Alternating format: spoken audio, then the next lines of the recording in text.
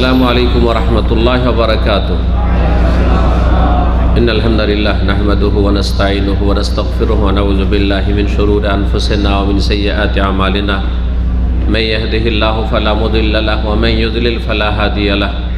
ওয়া আশহাদু আল লা ইলাহা ইল্লাল্লাহু ওয়াহদাহু লা শারীকা লাহু ওয়া আশহাদু আন্না মুহাম্মাদান আবদুহু ওয়া রাসূলুহু সাল্লাল্লাহু তাআলা আলাইহি ওয়া আলা আলিহি ওয়া সাহবিহি ওয়া সাল্লামা তাসলিমান কাসীরা। আম্মা বাদ।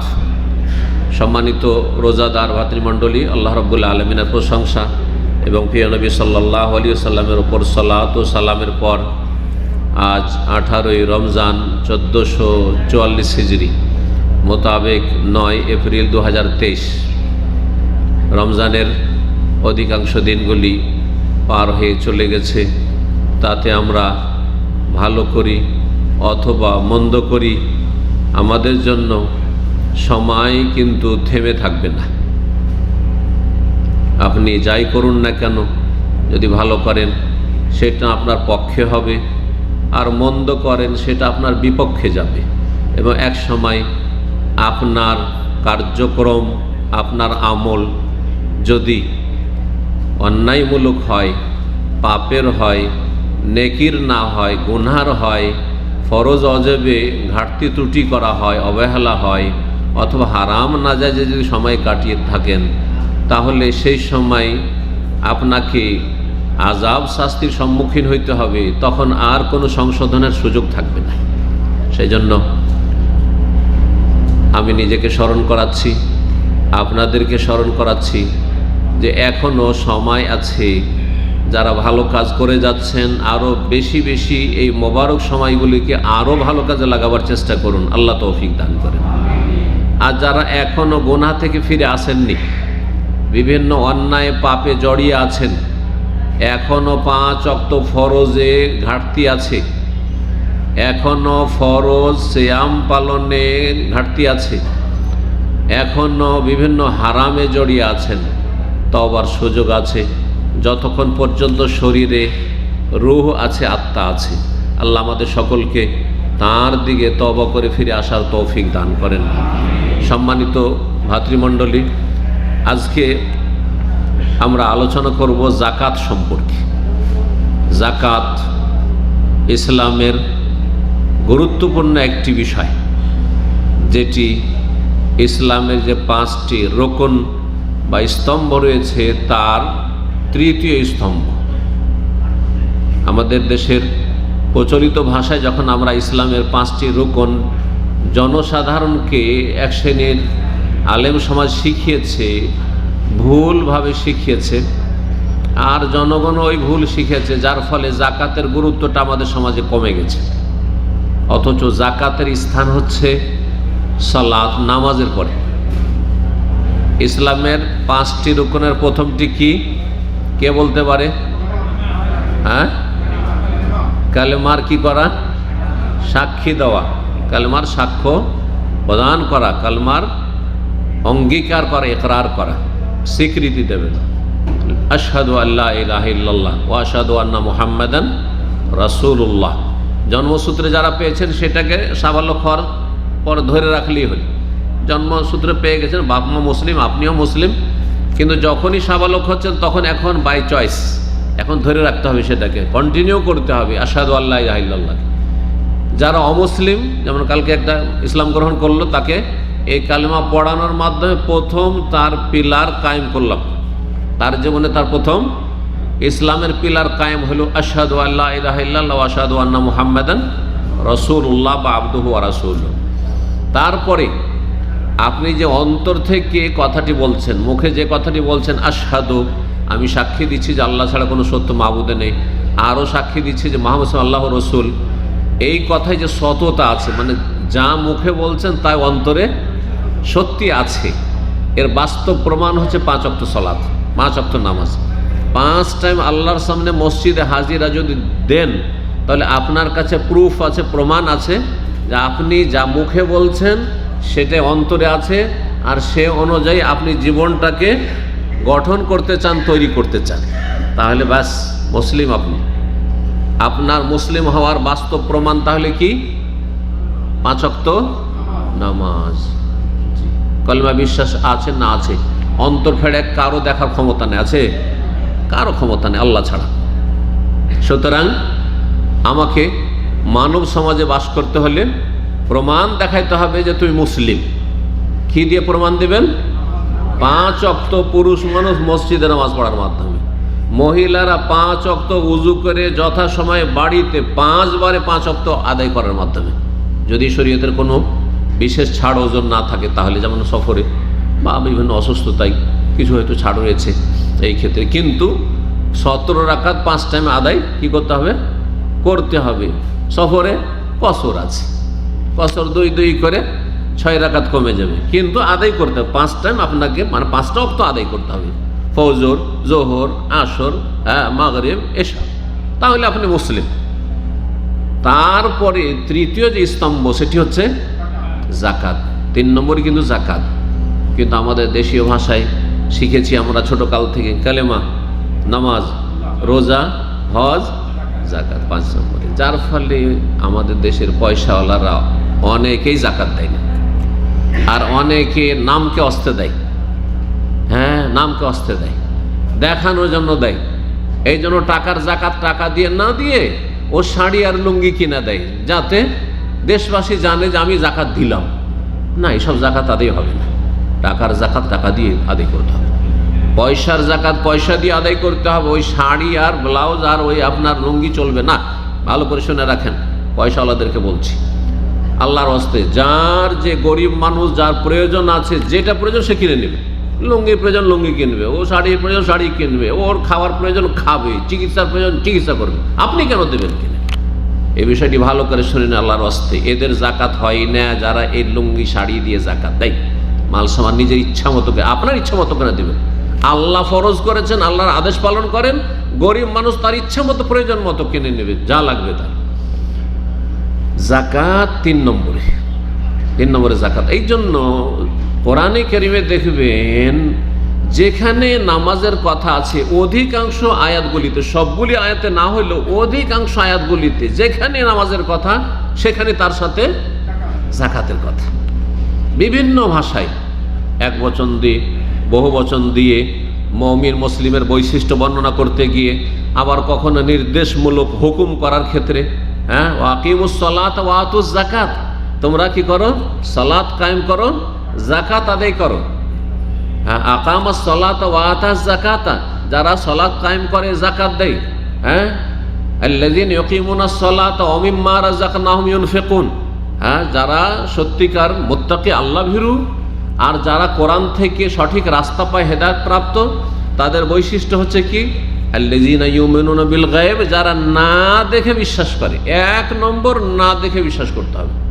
দুনিয়ার ক্ষেত্রে না দেখে বিশ্বাস করছো, আর দিনের ক্ষেত্রে, আখিরাতের ক্ষেত্রে, পরকালের ক্ষেত্রে না দেখে বিশ্বাস করবে না। আল্লাহর ক্ষেত্রে শুধু বলে আল্লাহকে দেখি না, আর তুমি দুনিয়ার অনেক কিছু দেখো না, কেন বিশ্বাস করো? ভাইরাস কেউ দেখি না, হ্যাঁ, করোনার ভাইরাস কেউ দেখেনি, সবাই বিশ্বাস করছে। হ্যাঁ, কারেন্টের তারে কারেন্ট আছে না নেই, হ্যাঁ, সবাই বিশ্বাস করছেন, কিন্তু কেউ দেখেন না। হাত দেবেন, তাই না? এমনকি বাপ মাকে বাপ মা বলে সবাই বিশ্বাস করছেন, অথচ কেউ দেখেননি যে বাপ মা আসলে কি বাপ মা না নকল বাপ মা। কথা বুঝতে পারছেন না? বুঝেন না? কেউ বলতে পারবেন, হ্যাঁ, যে আমি নিজের চোখে দেখেছি আমার বাপকে, আমার মাকে দেখেছি। মানে কি? যেই রাতে স্বামী স্ত্রীর মিলন হয়েছে বাপ মায়ের দেখেছি। এটা কেউ দেখেছে পৃথিবীতে? কেউ দেখেছে? দেখার ক্ষমতা আছে?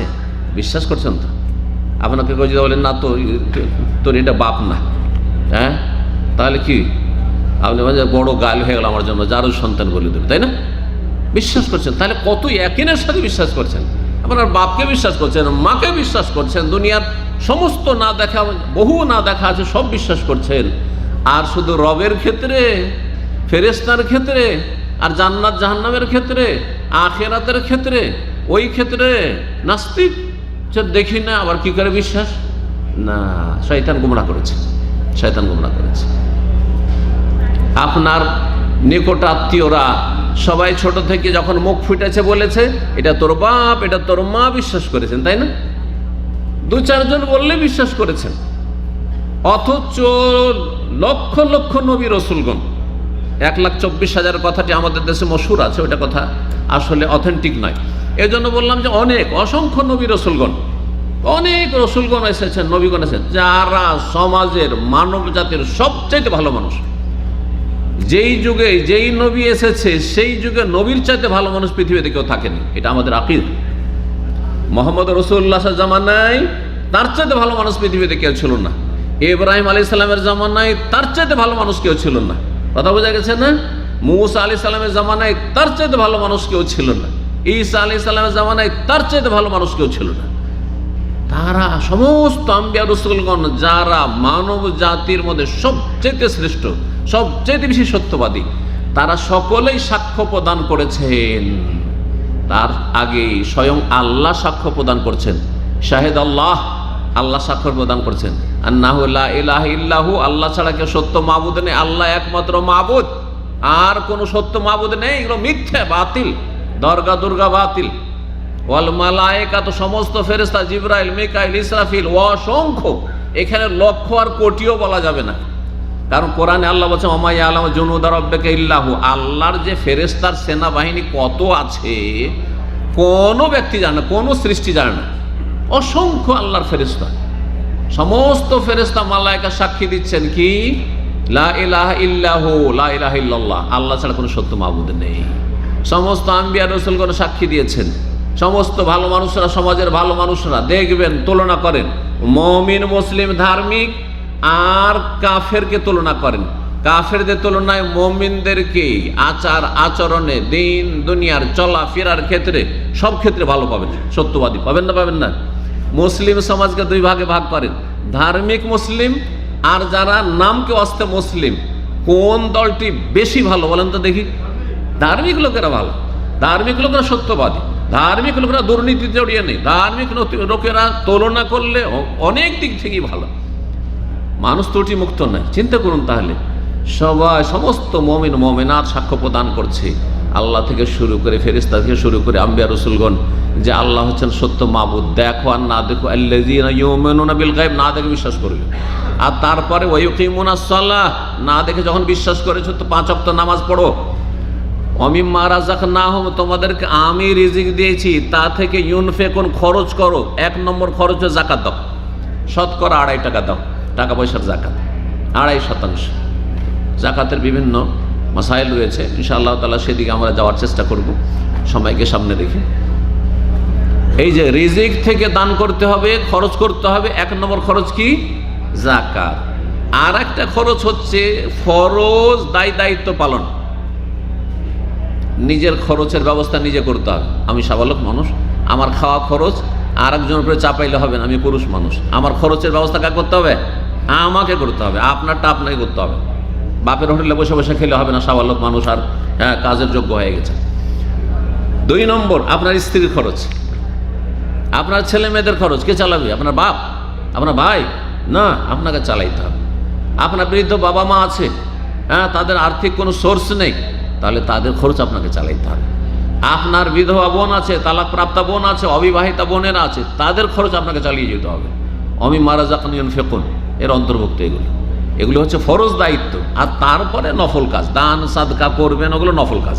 করলে নাকি, না করলে বেশিরভাগ ক্ষেত্রে গুনাহ নেই, কিন্তু কোনো কোনো ক্ষেত্রে অনেক সময় জরুরি। যেমন মসজিদ বানাইতে হবে, মসজিদ একটি গ্রামে বানাইতে হবে, এটা ফরজ, যে ওটাও একটা খরচ, কিন্তু সেগুলি পরে। যাই হোক, সেদিকে না গিয়ে ফিরে আসি যাকাতের কথা। যে কথা বলছিলাম, যে কোরআনে যেখানে নামাজের কথা সেখানেই প্রায়গুলি আয়াতে কি বলেছেন? যাকাতের কথা। কেন? উদ্দেশ্য হচ্ছে যাকাত কত গুরুত্বপূর্ণ।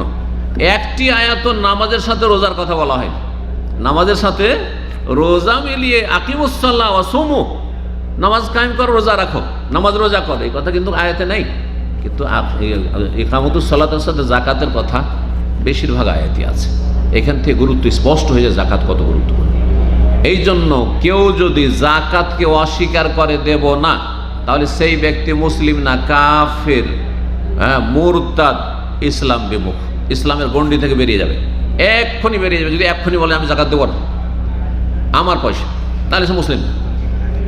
যদি বলে না দেব কিন্তু কৃপণতা, দিচ্ছি কিন্তু দিচ্ছে না, তাহলে সেই ব্যক্তি কাফের নয়, কিন্তু ফাসিক, পাপিষ্ট সেই ব্যক্তি অসৎ, সেই ব্যক্তি খুনির মতো অপরাধী, সেই ব্যক্তি জেনাকারের মতো অপরাধী, সেই ব্যক্তি মদখোরের মতো অপরাধী, সেই ব্যক্তি সুদখোরের মতো অপরাধী, যেমন তোর অপরাধী না, কারণ ইসলামের একটি ফরজ সে পরিত্যাগ করছে। সুতরাং যাদেরকে আল্লাহ নিয়ামত দিয়েছেন পয়সার, তারা যেন সচেতন থাকেন, সজাগ থাকেন যে যাকাত দিতে হবে, এটি আপনার ফরজ দায়িত্ব। এতে বহুমুখী আপনার লাভ আছে, একটি লাভ না। যাকাতের লাভ সম্পর্কে একটি আয়াত শুধু আপনাদের বলি। আল্লাহ রাব্বুল আলামিন সূরা তাওবার আয়াত নম্বর 103 ইরশাদ করেছেন, খুয মিন আমওয়ালিহিম সাদাকা, তুমি মুসলিমদের ধন সম্পদ থেকে যাকাত গ্রহণ করো। যাকাতকে কোরআন হাদিসের ভাষায় সাদাকাও বলা হয়, কিন্তু সাদাকা ফরজ সাদাকা। সাদাকা দুই ভাগে বিভক্ত। আমরা যারা ভারত, বাংলাদেশ, পাকিস্তানের মানুষ, উর্দু বাংলা ভাষী, তারা সাদকা বললে নফল দানটাকে মনে করি, আর যাকাতটাকে ফরজ মনে করি। এটা আমাদের দেশীয় বুঝ, কিন্তু কোরআন সুন্নাহর ভাষাতে সাদাকা দুই ভাগে বিভক্ত। সাদাকা ওয়াজিবা, ফরজ সাদাকা যেটা যাকাত, আর সাদাকা তাতাওয়ু বা সাদাকা নফল। নফল সাদাকা হচ্ছে এমনি দান খায়রাত। বাকি যাকাত যখন বলবেন তো যাকাত স্পষ্ট, যাকাত মানে হচ্ছে ফরজ, যেটা ইসলামের একটি গুরুত্বপূর্ণ স্তম্ভ। আল্লাহ কি বলছেন, তুমি মুসলিম জনগণের, যারা মুসলিমদের মাঝে সচ্ছল, যাদের খেয়ে দিয়ে উদ্বৃত্ত কিছু পয়সা থাকে, সম্পদ থাকে, তাদের থেকে যাকাত গ্রহণ করো। কি হবে তাতে? তুতাহিরুহুম ওয়া তুযাক্কিহিম বিহা, তা দিয়ে তাদেরকে তুমি পাক পবিত্র করবে। কি করা হয় তাহলে? যাকাত দিয়ে কি করা হয়? তাহারাত হয়, পাক পবিত্র করা হয়। ওয়া তুযাক্কিহিম বিহা, আর তাদের আত্মার পরিশুদ্ধি করবে। দুটো শব্দ ব্যবহার করা হয়েছে, একটা হচ্ছে তাহারাত আর একটা হচ্ছে তাজকিয়া। তাহারাত মানে পবিত্রতা, আর তাজকিয়া মানে পরিশুদ্ধতা, আত্মার পরিশুদ্ধি। তাজকিয়াতুন নফস মানে মনকে পরিশুদ্ধ করা। হ্যাঁ, তাহলে মানুষের যতগুলি পাপ আছে তার মধ্যে এক নম্বর যে পাপ, সেটি হচ্ছে কলবের, হৃদয়ের পাপ। এই কলবকে, হৃদয়কে পরিশুদ্ধ করা, তাজকিয়া নফস, এটা সবচাইতে বড় গুরুত্বপূর্ণ কাজ। অন্তর যখন মানুষের পাক হয়ে যায়, তখন অঙ্গ প্রত্যঙ্গগুলিকে ভালো দিকে চালায়। কারণ যে কোনো পাপ করেন আগে কিন্তু অন্তর খারাপ হয়। পাপ করলে অন্তর দিয়ে শুরু হয়, অন্তরে খারাপ নিয়ত, অসৎ নিয়ত শুরু হয়েছে, আমি এই কাজটি করব, বেঈমানি করব, আত্মসাৎ করব, চুরি করব, না এই কাজ করব। তারপরে তখন অন্তর বলে যে এটা যখন করব মনে করেছি, তাহলে অঙ্গ প্রত্যঙ্গে বলে যে তোরা এখন নড়াচড়া কর, পাকে বলে তুই চল ওইদিকে, চোখকে বলে ওইদিকে দেখ, এইভাবে তখন অঙ্গ প্রত্যঙ্গ পাপ করায়। এই জন্য নবী সাল্লাল্লাহু আলাইহি ওয়াসাল্লাম কি বলেছেন, শরীরে একটা গোস্তের টুকরো আছে, ইন্না ফিল জাসাদি মুদগা, গোস্তের একটা টুকরো আছে, যা সালোহাত, ওটা ঠিক থাকলে সালোহাল জাসাদ করলো, সমস্ত দেহ ঠিক থাকবে। ওই যা ফাসাদা, আর যদি সেটা নষ্ট হয়ে যায় তাহলে ফাসাদাল জাসাদ, গোটা শরীরটাই নষ্ট হয়ে যাবে, পচে সরে যাবে। সেটা কি? আল্লাহ ওয়াহিয়াল কালবু, সেটা হচ্ছে কলব, মানুষের হৃদয়, হার্ট, এটাকে ঠিক রাখতে হবে। তো আল্লাহ কি বলছেন, ওয়াতুযাক্কিহিম বিহা, যাকাত দিলে এই যে কলব আছে অন্তর হৃদয়, এটি পাক পবিত্র হবে, এর পরিশুদ্ধি হবে। আর ওয়াসাল্লি আলাইহিম, যাকাত যখন দেবে তারা, হে নবী তাদেরকে দোয়া দিও তুমি। আল্লাহ বলছেন দোয়া দিতে বলছেন। নবী সাল্লাল্লাহু আলাইহি ওয়াসাল্লামের কাছে কেউ যাকাত যখন নিয়ে আসতো বাইতুল মালে জমা করার জন্য, কারণ নবী সাল্লাল্লাহু আলাইহি ওয়াসাল্লাম হচ্ছেন প্রধান, সুতরাং তার কাছে জমা করতে হবে। এইরকমই খোলাফায়ে রাশেদিনের যুগে এইভাবেই জমা করা হতো। আমানতদার যদি শাসক হয় আর বলে যে জমা করো, তো জমা করতে হবে। বিশ্বস্ত শাসক হলে আবু বকর, উমর, ওসমান, আলী, আর যুগ যুগ ধরে আলহামদুলিল্লাহ যখন আমানত থেকেছে, তখন মানুষরা স্বতঃস্ফূর্তভাবে নিয়ে এসে নিজের যাকাত জমা করে দিয়েছে বাইতুল মালে। আর সেখান থেকে তখন দেশের জনগণ যারা অভাবী রয়েছে, যারা দুস্থ রয়েছে, যারা ঋণী রয়েছে, যারা এইরকম যাদের প্রয়োজন, যারা হকদার রয়েছে, তাদের কাছে সে আমানত পৌঁছে দেওয়া হয়েছে। আল্লাহ কি বলছেন, ওয়াসাল্লি আলাইহিম, তাদেরকে দোয়া দাও। তাহলে এই যাকাত যখন কেউ দেবে, তখন তাকে, যেই ব্যক্তি যাকাত গ্রহণ করবেন, যদি কোনো দায়িত্বশীল গ্রহণ করেন ডিস্ট্রিবিউট করার জন্য, বিতরণের জন্য, তাহলে তিনি দোয়া দেবেন, জাযাকাল্লাহ খায়র, বারাকাল্লাহু লাকা ফি আহলিকা ওয়া মালিকা, আল্লাহ বরকত দিক তোমার, হ্যাঁ আল্লাহ তোমার রুজিতে বরকত দিক, তোমাকে আল্লাহ সুস্থ রাখুন, নিরাপদ রাখুন ইত্যাদি। আর যাকে দেবেন, যদি কোনো গরিব মানুষকে জাকাত দেন, তারও উচিত হবে তাকে দোয়া দেওয়া, আল্লাহ আপনার বরকত দিক, আল্লাহ আপনাকে সুখ রাখুক, আল্লাহ আপনার রুজি বৃদ্ধি করুক ইত্যাদি, যে ভাষাতে দোয়া দিক না কেন। ওয়াসাল্লি আলাইহি ইন্না সলাতাকা সাকানুল্লাহ, হে নবী তোমার দোয়া বিশেষ করে মানব জাতির জন্য প্রশান্তির মাধ্যম।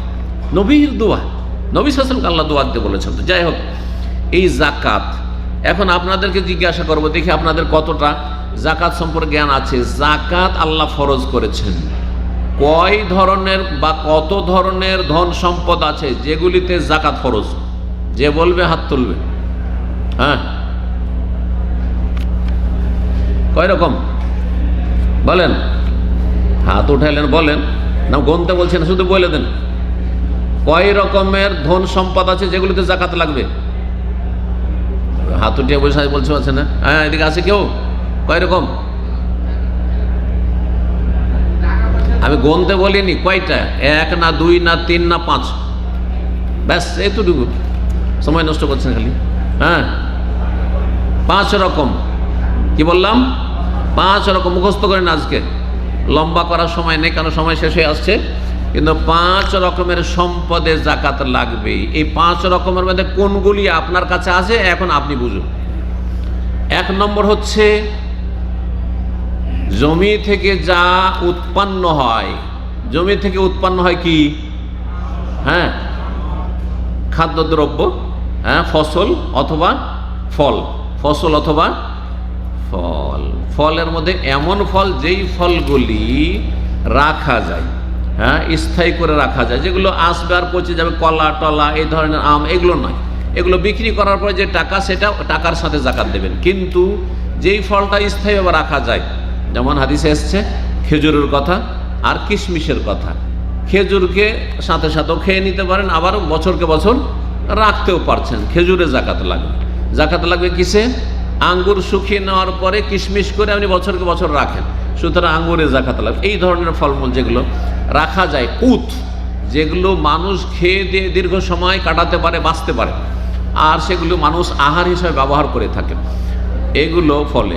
আর ফসল, ফসল যেই ফসলগুলি মানুষ খাওয়া দাওয়া করে, যেমন ধান, গম, তারপরে জব, যতগুলি ডাল আছে, হ্যাঁ, ডালের, হ্যাঁ, সে যে কোনো ডাল হোক না কেন, বুট হোক আর কিছু হোক, এই যে খাদ্যদ্রব্য এক কথায়। মা খারাজা মিনাল আরদে, জমি থেকে যা কিছু উৎপাদিত হয় এগুলোতে জাকাত রয়েছে। এই মর্মে আল্লাহ কোরআনে কারীম ইরশাদ করেছে, ইয়া আইয়ুহাল্লাযীনা আমানু, হে ঈমানদার, আনফিকু মিন তাইয়্যিবাতি মা কাসাবতুম, তোমরা যা কিছু পাক পবিত্র উপার্জন করো তা থেকে তোমরা খরচ করো। ওয়া মিম্মা আখরাজনা লাকুম মিনাল আরদে, আর যা তোমাদের জন্য আমি জমি থেকে উৎপন্ন করি, জমি থেকে উৎপন্ন হয়, এগুলোতে জাকাত লাগবে। কোরআনে কারিমে তাহলে এই জাকাতকে ফরজ করা, এই জাকাতকে আমাদের দেশের ভাষায় কি বলা হয়? কে বলতে পারেন? একটা নাম আছে, কি? ওশর বলা হয়। এই জাকাতকে কিন্তু জাকাত বলা হয়নি। ধানের জাকাত দিচ্ছেন, গমের জাকাত দিচ্ছেন, এটা কিন্তু আমাদের দেশের মানুষরা কি বলে? ওশর বলে। ফসলের কি বলে? ওশর। ওশর কেন বলে? ওশর আশারা থেকে। আশারা মানে কি? 10। আর ওশর মানে 10 ভাগের 1 ভাগ। ওশর মানে 10 ভাগের 1 ভাগ। তো এই নাম কেন পড়লো? এই জন্য পড়লো যে এক সময় সেচ লাগতো না আমাদের দেশে। আমরা যখন ছোটকালে ছিলাম তখন প্রথম সেচ মেশিন আসে, আর সেচ করে এই আপনার গম টম চাষ করা বা নতুন নতুন ধানগুলো তো পরে আসলো, আমরা বড় হওয়ার পরে আসলো।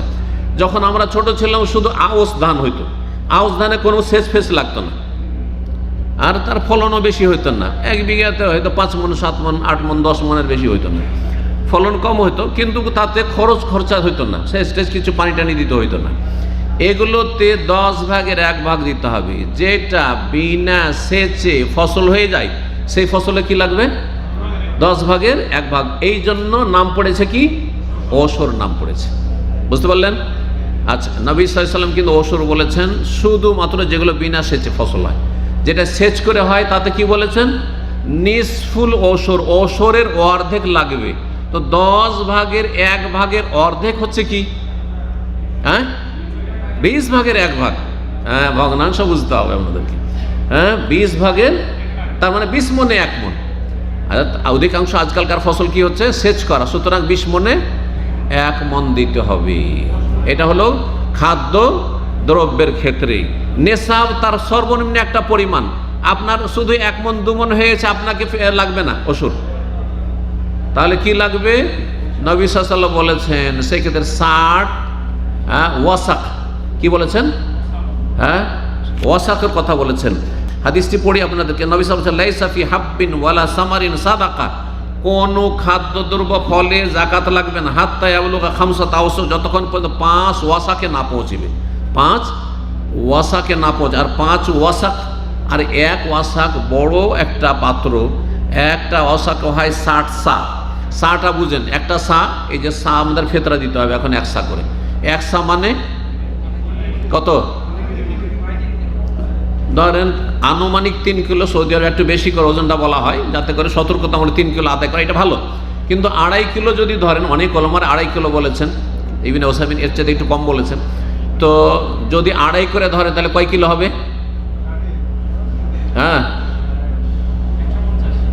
না, 1 ওয়াসাকে হয় 60 সা, 60 সা, আর 5 দিয়ে গুণ দেন তাহলে 300 সা, 300 সা হয়ে যাবে। 60 সা হলো 1 ওয়াসাক, 60কে 5 দিয়ে গুণ দেন, 500কে কত হবে? 300 সা হয়ে যাবে। 300 সা যখন হইল, আর 1 সা হচ্ছে 2.5, তাহলে 3কে 2.5 দিয়ে গুণ দেন, তাহলে কত হবে? 750 কেজি, 750 কেজি। এটি হচ্ছে মাঝামাঝি নেশাব। ইবনে ওয়াসিম রাহমাতুল্লাহ 612 কিলো বলেছেন, কারণ তার কাছে ওজনটা আরো কম। আর যদি 300 করে ধরেন, 3 3 900, তাহলে 900 কেজি হয়ে যাবে। কত হয়ে যাবে? 900 কেজি হয়ে যাবে। তো যাই হোক, মাঝামাঝি যেটা সেটা 750 কেজি যদি ধরেন, তো এটা বেশি ভালো, যে এটা হচ্ছে নেশাব। তাহলে 750 কেজির নিচে যদি কারো হয়, তাহলে তাকে যাকাত বা ওষুধ দিতে হবে না। 2 নম্বর যাতে যাকাত লাগবে তা হচ্ছে বাহিমাতুল আনআম, মানে গবাদি পশু। বাড়িতে যেসব পশুগুলি মানুষ পোষে মানে আজকাল তো মেলা কিছু পোষে, এগুলো না, গৃহপালিত যে পশু বলা হয়। আর সেগুলি হচ্ছে ছাগল, যত ক্যাটাগরির হোক না কেন, আর কি গরু আর উট। মহিষটা গরুর মধ্যে, গরুর অন্তর্ভুক্ত, সুতরাং মহিষও যাকাত লাগবে। আর কিসে লাগবে? উট। আরবদের মাঝে উট ছিল, তারপরে গরুর কথা হাদিসে এসছে। আর কিসের কথা এসছে? বকরি, ছাগল, সেটা ছাগল হোক, ভেড়া ভেড়ি হোক, দম্বা দম্বি হোক, যে কোনো আকারের হোক না কেন, সবগুলি এতে সামিল। তো এইগুলোতে কি লাগবে? যাকাত লাগবে। সংক্ষেপে নেশাব শুনে, কারণ এটার বেশি প্রয়োজন নেই। সর্বনিম্ন নেশাব হচ্ছে উটের ক্ষেত্রে, কে বলতে পারে? 5টা উটের যদি থাকে গোটা বছর ধরে, তাহলে তাকে যাকাত দিতে হবে। 5-এর কম যদি 4টা থাকে তাহলে যাকাত লাগবে না, তার উপরে থাকলে তখন যাকাত লাগবে। ওর যাকাতের বিস্তারিত বিবরণ রয়েছে, যাদের প্রয়োজন তারা জেনে নেবে। ওইটা গরুর ক্ষেত্রে কি হইতে হবে? 30টা গরু থাকতে হবে, 30-এর নিচে থাকলে লাগবে না। আর চাষাবাদ করা গরু না, পুষছেন গরু, পোষা গরু, আর মাঠে চড়ে, চারণভূমিতে চড়ে, সারা বছর অধিকাংশ সময় চারণভূমিতে চড়ে, এইরকম গরু হইতে হবে। 30টা হইতে হবে, তাহলে নেশাব হবে। তার কমে হলে নেশাব নয়। আচ্ছা, ছাগলের ক্ষেত্রে 40টা, মাশাআল্লাহ, ছাগলের ক্ষেত্রে 40টা, তার নিচে থাকলে তাহলে যাকাত লাগবে না ছাগলের। 2 নম্বর হয়ে গেল। 3 নম্বর হচ্ছে স্বর্ণ, গোল্ড। এর নেশাব কত? কে বলবে? ভরি তো হইলে 7.5 ভরি। আর হাদিসে এসছে 20 দিনার, না হয় 20 মিসকালের কথা এসছে। হাদিসটা জানেন না? হাদিস হচ্ছে 20 মিসকাল। মিসকাল মানে হচ্ছে দিনার, স্বর্ণ মুদ্রা। আর 20 দিনারে হয়ে যায় আপনার ভরিতে 7.5 ভরি, আর গ্রামে হয়ে যায় কত, কে বলতে পারেন? 85 গ্রাম। 85 গ্রাম। তাহলে কারো কাছে যদি স্বর্ণ গোল্ড থাকে, 85 গ্রাম ধরে গোটা বছর ধরে, বছরে একবার যাকাত দিতে হবে। যখন থেকে কিনেছেন তখন থেকে 1 বছর। রমজানের সাথে কোনো সম্পর্ক নেই।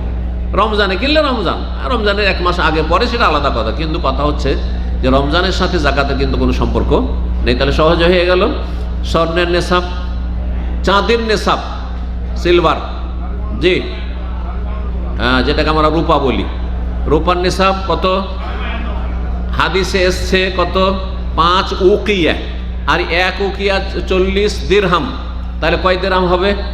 40কে 5 দিয়ে গুণ দেন, 200 দিরহাম। 200 দেড়হাম, যাতে ভরি হবে কত জানেন? 52.5 ভরি। মাশাআল্লাহ, 52.5 ভরি।